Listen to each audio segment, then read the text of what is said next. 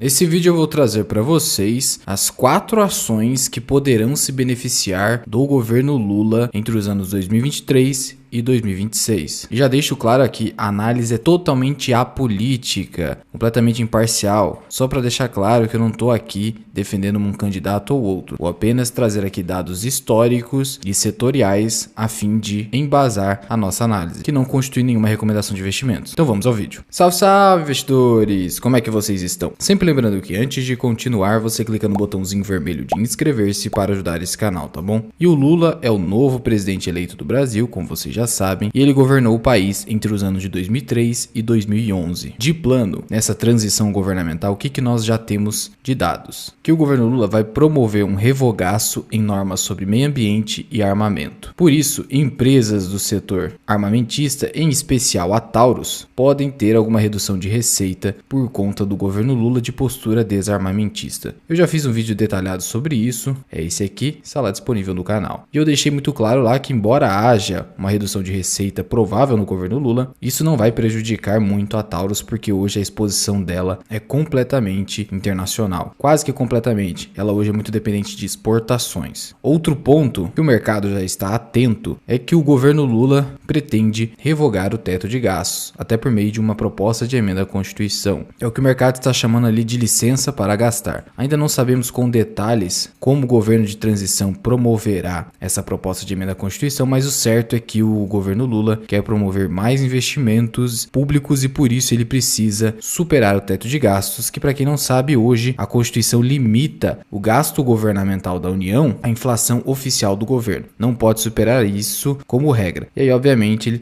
o governo Lula, por ser pautado ali mais por uma postura intervencionista, de cunho keynesianista, é provável que ele tente de fato superar esse teto. E ele justifica na necessidade de maiores investimentos. Muito bem. Aí nesse cenário, o agronegócio já tenta dialogar com o Lula, pedindo que ele não tolere invasões em propriedades de terras rurais. O que acontece? Vocês sabem que o Lula, ele advoga a favor do movimento sem terra. Não quero entrar aqui no detalhe de quem está certo ou está errado, a nossa análise é imparcial, mas o agronegócio fica preocupado, principalmente os grandes proprietários de terras rurais. Diante disso, você já fica um tanto quanto reticente como investidor em relação às empresas do agronegócio. Cito aqui como exemplo, trazendo até dados históricos, a SLC Agrícola, que durante o governo Lula, e aqui temos dados de 2007 a 2011, a companhia não performou muito bem, como você percebe aqui, sendo indicativo que empresas do setor agrícola não performam tão bem no governo Lula. Uma outra empresa do setor rurícola, a Agro 3, Brasil Agro, que inclusive está pagando excelentes dividendos, também não performou muito bem nesse período, andando de lado, ainda mais uma companhia como esta, que visa a valorização das propriedades rurais com posterior trading. Ela vende com valorização a propriedade rural que ela adquire. Contudo, em sendo tolerada pelo governo invasão à propriedade rural, a valorização não ocorre até mesmo desvalorização. Então uma empresa como a Agro 3 pode vir a ser mais prejudicada ainda nesse governo por conta da SLC Agrícola. Mas há, obviamente, empresas que vão se beneficiar desse governo, as quais eu vou trazer aqui para vocês. Primeiro ponto, para que você tenha uma noção prévia, mesmo não sendo economista, de quais setores o governo Lula provavelmente irá beneficiar com as suas medidas e os seus planos, você pode fazer uma leitura das diretrizes para o Programa de Reconstrução e Transformação do Brasil, Lula-Alckmin 2023-2026. Isso aqui é público, posso até deixar aqui na descrição, e a partir daqui a gente consegue traçar um cenário para os próximos 4 anos. Sempre lembrando que isso aqui pode não se concretizar no futuro, é um mero juízo de probabilidade. Em economia não há certeza de nada do que vai ocorrer, nem sequer no próximo ano. E um primeiro ponto que eu quero tratar aqui com vocês é a respeito do câmbio aqui no Brasil, ou seja, a nossa taxa cambial, a cotação do dólar. Muita gente se pergunta se no governo Lula o dólar vai disparar ou ele vai cair. Primeiro ponto é, nos últimos dias o dólar tem acumulado uma queda. Isso ocorre diante do discurso do Lula em defesa do meio ambiente. Isso é muito bem visto pelos investidores internacionais. O capital estrangeiro gosta desse discurso. E aí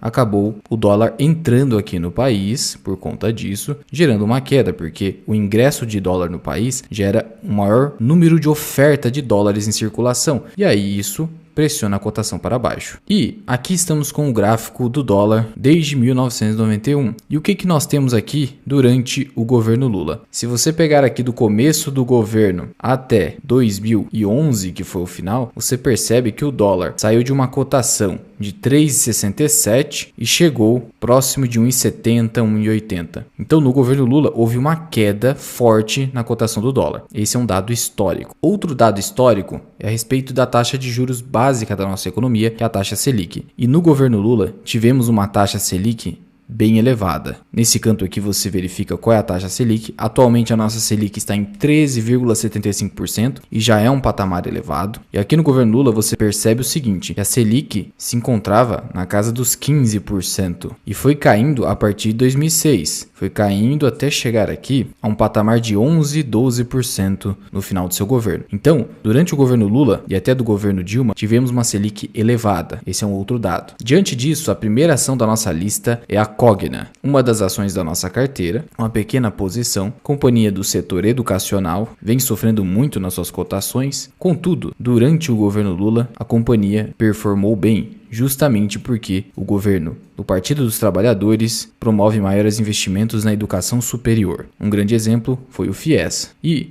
a título de exemplo, você tem aqui que em 2007, e esse aqui é o release de resultados da Cogna, ela teve crescimento nos seus principais indicadores, desde receita bruta, receita líquida a lucro líquido. Só denotando que, de fato, nesses governos, empresas do setor educacional performam bem e performaram bem. A Cogna, por exemplo, chegou a subir para patamares bastante elevados e depois acabou caindo bastante aqui, principalmente a partir de 2017. E foi em 2017 que foi criado o novo FIES, um programa governamental do FIES mais restritivo, não tão permissivo e concessivo como era no passado. Por conta disso, nos últimos 5 anos, a Cogna vem numa decrescente muito forte, hoje cotada aqui na casa dos R$3, negociando a uma relação preço-valor patrimonial abaixo de 0,5, porque ela vem apresentando prejuízos e o seu PL fica negativo. Há quem prefira, ao invés de Cogna, a Yduqs, que seria a principal concorrente de Cogna. Olhando-se aqui para o histórico das duas empresas, nós temos que as duas proporcionaram rentabilidade negativa ao investidor. Em termos de evolução da receita, é importante olhar para a receita para verificar o potencial de crescimento de uma empresa ao longo dos anos. A Cogna e a Yduqs crescem em receita em patamares muito próximos, 239% contra 217%. Já em relação à evolução do lucro, a Cogna levou a pior. Por quê? Porque a Cogna acabou se alavancando demais durante o governo do Partido dos Trabalhadores e acabou fazendo muitas aquisições e hoje ela precisa fazer vários desinvestimentos, promovendo agora um foco no digital, exercendo a sua atividade dentro da ideia do Asset Light. E olhando-se aqui para os indicadores das duas empresas, temos que o PL da Yduqs está muito elevado, a relação preço-valor patrimonial mais contada com certeza da Cogna. Então, dentro do Value Investing, faz mais sentido a Cogna. Hoje, contudo, a empresa que está performando bem é a Yduqs, tanto em liquidez corrente quanto em margem líquida, bem como em crescimento. Dessa forma, você percebe o seguinte, que em termos de qualidade, hoje, talvez fizesse mais sentido a Yduqs, mas em termos de desconto, é a Cogna. E como essas empresas eu considero capazes de compor uma carteira de oportunidade nunca de dividendos, onde você não ultrapassa por cada empresa 1,5% no máximo, faz mais sentido utilizar o Value Investing. Por isso, eu optei pela Cogna. Não é nenhuma recomendação. Lembrando também que o setor educacional no Brasil é muito complicado. É um setor com baixa rentabilidade, e aqui estou falando da educação formal, que é no caso dessas duas empresas, um setor que não cresce tanto no país, apesar de ter um potencial, e um setor bem competitivo também. Por isso, muito cuidado com esse setor. O Barsi também alerta nesse sentido. A segunda ação da nossa lista é a MRV, dentro do setor de construção civil. É uma companhia que está negociando abaixo do seu valor patrimonial, paga dividendos e tem um PL até que razoável. Abaixo de 10 vezes lucro é um indicativo de PL razoável. Nos últimos 10 anos a companhia não entregou rentabilidade, andou de lado, então você percebe, isso é do setor, é bastante volátil. De qualquer forma, o PVP atual da companhia é bem descontado em relação a anos anteriores. É uma empresa mais focada nos empreendimentos imobiliários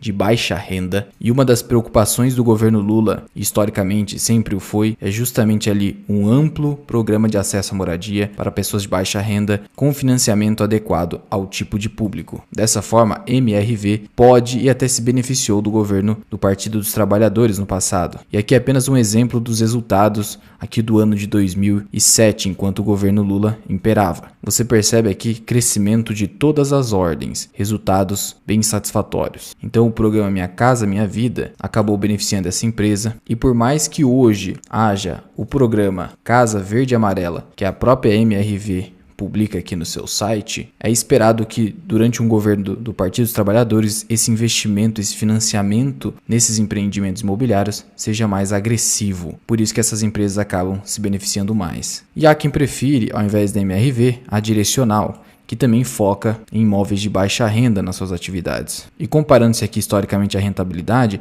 a Direcional realmente entregou uma maior rentabilidade. Em termos de indicadores de valuation, contudo, a MRV é muito mais descontada. O PL 7 vezes lucro conta quase 12 vezes lucro, negocia abaixo do valor patrimonial, a Direcional negocia quase 2 vezes. Então você percebe aí que no geral até mesmo dividendos a MRV leva melhor. Só que indicadores de qualidade, a Direcional leva melhor. Então em termos de qualidade, você poderia optar pela Direcional. Mas como eu falei para vocês, aqui são empresas que eu colocaria numa carteira de oportunidade. Aqui é outro setor bastante arriscado, construção civil. O Barsi também não gosta desse setor, então só poderia compor de fato uma carteira de oportunidade. Nunca pensar em uma carteira previdenciária que você mantém indefinidamente na sua carteira. E a terceira ação da nossa lista é o Santander. Aqui peguei as ações preferenciais, uma das ações que eu tenho na minha carteira e estou aportando. E por que eu digo Santander? Ora, como eu mostrei para vocês, durante o governo do Partido dos Trabalhadores do Lula, a taxa Selic estava em patamares elevados. Atualmente a Selic também está elevada, mas entre 2016 a 2020 a Selic estava muito baixa. Até 2021 ainda estava baixa. Só que no governo Lula a Selic permaneceu acima de 10%. Então isso é uma característica do governo. E é por isso que se diz que no governo do Lula os bancos lucraram bastante, porque eles lucram com um cenário de Selic muito alta. E por que eu coloquei o Santander nessa lista? Porque é o banco privado que paga mais dividendos. E vale ressaltar aqui que eu não coloquei estatais aqui no nosso vídeo para não ter nenhum tipo de discussão aí nos comentários. E aí, entre os 3 bancos privados que dominam aqui o país, Santander, Bradesco e Itaú, o Santander é o que paga mais dividendos. Então é um banco que poderia compor até mesmo sua carteira previdenciária, sendo que o PL hoje do banco está bem descontado em relação a anos anteriores, puxando-se até aqui 2016. E aí, comparando-se aqui os bancos privados que vão se beneficiar de um governo Lula, provavelmente, não é certeza, a gente tem que até mesmo, em questão de valuation, o Santander é o mais barato e é o que paga mais dividendos. Então, para mim, faria mais sentido o Santander entre esses bancos. Mas todos eles poderão sim se beneficiar do governo Lula. E a quarta ação da nossa lista seria mais questionável desse vídeo, que é a Magalu, outro setor considerado não perene pelo Barsi, justamente porque possui um histórico de falência muito grande em empresas que atuam nesse setor. Mas dentro do setor de varejo, principalmente varejo eletrônico, a Magalu seria a melhor empresa desse setor. E a companhia está apresentando desvalorização muito forte nos últimos meses, bem como um PL elevado para baixo. Está completamente negativo, porque a companhia está apresentando prejuízo. E aí você poderia me contrapor, como você pode dizer que Magalu pode se beneficiar no governo Lula? Olha, de um lado, com uma Selic alta, de fato, empresas de construção civil e também de varejo podem acabar sofrendo com esse cenário de Selic alta, e sofrem como nós estamos vendo, que com o crédito mais caro, as pessoas não conseguem consumir, não conseguem financiar. Só que o que o mercado espera para Magalu, inclusive já fazendo as ações de varejo subirem bastante com a eleição do Lula, é a injeção de liquidez no mercado através de programas sociais. No plano aqui de governo do Lula, ele trata de um programa Bolsa Família renovado e ampliado. Então ele pretende reforçar o Bolsa Família e isso pode injetar renda na população mais pobre do país, gerando um maior consumo, o que beneficia temporariamente as varejistas. Vale ressaltar que a Magalu, na Bolsa de Valores, não experimentou o governo Lula, porque ela fez a IPO depois disso. Mas temos o caso da Via Varejo. E aí, olhando-se aqui para a performance da Via Varejo durante o governo Lula, o que você tem? Que ela não performou bem. Tá? Andou de lado e apenas alguns momentos aqui de 2008 até 2011 acabou performando bem numa recuperação. Então o cenário de volatilidade não se altera, de tal modo que não há como você colocar empresas varejistas para carrego para o longo prazo. Essas companhias aqui são ultracíclicas e mesmo em governos de cunho mais keynesianista, essas empresas podem não performar bem, como vimos com Via Varejo. Apesar de que a Magalu é uma empresa melhor que a Via Varejo. E aí, comparando-se aqui indicadores, em termos de desconto, a Via Varejo ganha. E até mesmo as margens hoje da Via Varejo estão melhores. Contudo, historicamente, a Magalu se mostrou como uma melhor empresa, que investe muito mais em pesquisa e tecnologia. Por isso eu trouxe a Magalu em vez da Via Varejo, porque considerando que esse setor é muito, mas muito arriscado, ainda que a Via Varejo seja mais descontada, para mim faz mais sentido, se você quiser colocar numa carteira de oportunidade, a Magalu. De novo, não é nenhuma recomendação. Sendo que o mercado já está ali projetando, por exemplo, 7 ações que vão se beneficiar do governo Lula. E aqui, segundo as recomendações das corretoras, o que nós temos? Bradesco, como eu já falei para vocês, e aqui eles recomendam o Bradesco, mas eu preferiria o Santander por conta dos dividendos e por ser mais barato. A Direcional, eles preferem a Direcional por ser uma empresa menos alavancada. A Eletrobras, aí eu discordo, o Lula já declarou a sua oposição expressa à privatização da Eletrobras, então eu discordo dessa posição de Eletrobras. Por mais que o setor elétrico seja resiliente, isso não significa que vai se beneficiar com um governo ou outro. Na verdade, não interessa o governo, empresas que atuam no setor de utilidade pública, como as elétricas, vão se beneficiar de qualquer governo. Aí aqui também eles trazem a MRV, a PetroRio, porque é uma companhia que se beneficia do cenário internacional. Aí seria como se fosse uma proteção em face do Lula no cenário de incerteza, o que não é o caso aqui do nosso vídeo. E eles também trazem a Via Varejo por ser a mais barata do setor de varejo. Além da Edux, né? Eles preferem Edux ali ao invés de Cogna. Ok, Luan, entendi que o dólar teve uma forte queda durante o governo Lula. Não vou tratar aqui nesse vídeo sobre as causas de toda essa queda, só estou trazendo um dado histórico. E aí você poderia se perguntar, tá, Luan, mas uma carteira diversificada, ela precisa estar protegida de todos os cenários. Então suponhamos que ao invés de cair, o dólar continue disparando. Quais empresas poderiam se beneficiar a princípio dessa disparada do dólar? E aí eu traria duas empresas aqui de plano para vocês. A primeira, a Klabin. A própria Klabin já disse que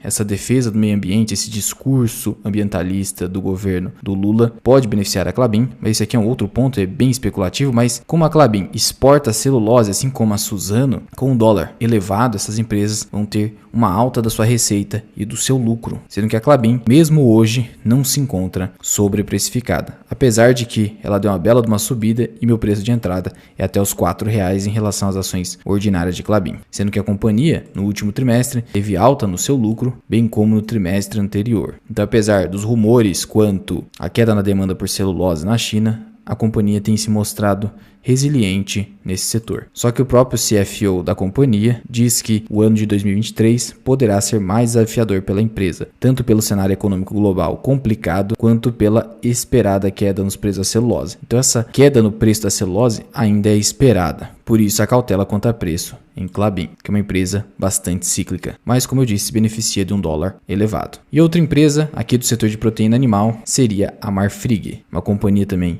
ultra exportadora, está sofrendo uma desvalorização bem alta, mas negocia um PL bem descontado e uma relação preço-valor patrimonial próxima do valor contábil da empresa, sendo que nos últimos anos a companhia acabou performando muito bem e hoje é uma das empresas mais baratas e é a melhor do setor de proteína animal aqui, considerando o preço e crescimento, sendo que no segundo trimestre ela apresentou ali um lucro bem robusto, mais do que dobrando o lucro apresentado no mesmo período do ano passado, e aqui estamos falando do segundo trimestre de 2022. É uma empresa que eu tenho na minha carteira de oportunidade, assim como Klabin, e são duas aí de plano que podem sim se beneficiar por serem exportadoras de um dólar forte. E um dólar forte acaba acontecendo em um cenário de incerteza, em piora em países emergentes. Então, se o Brasil acabar piorando economicamente, é certo que investidores acabam colocando seu capital em dólar e os próprios países emergentes aumentam a sua reserva em dólar. Então, o dólar acaba se mostrando como uma reserva de valor, apesar de questionável, mas isso é utilizado historicamente em cenários de incerteza. Mas já vai deixando aqui nos comentários, você possui